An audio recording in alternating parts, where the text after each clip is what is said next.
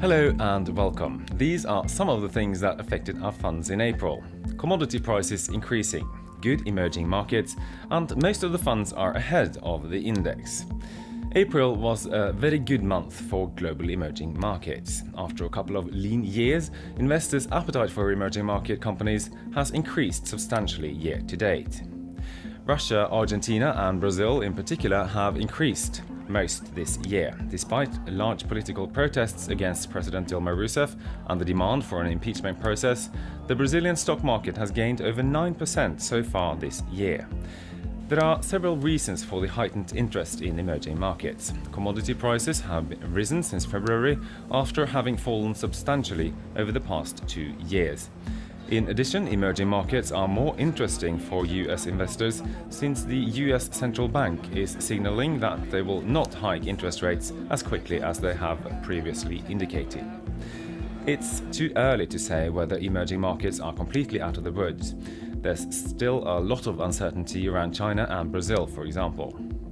Now, what does all this mean for SKAGEN's funds? It's gratifying to see that most of our equity funds perform better than their respective benchmark indexes in April.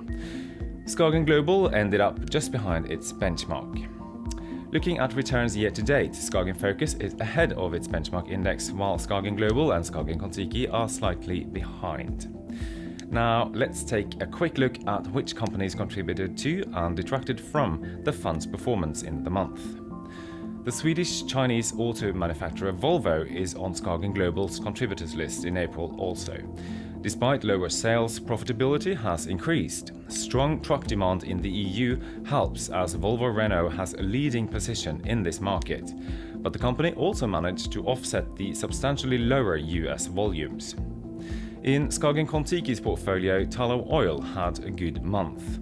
The company issued a positive AGM trading update. The problems around the Jubilee field have been resolved and production is due to restart in the next few days. In addition, another of the company's oil fields is larger than first was thought. The Canadian mining and metal company First Quantum appears on the contributors list of SKAGEN Focus. The company extended its rally after posting better than anticipated results in first quarter and highlighted a significant reduced risk for covenant breaches over the coming 12 months. The portfolio managers trimmed the position slightly after the share price rise.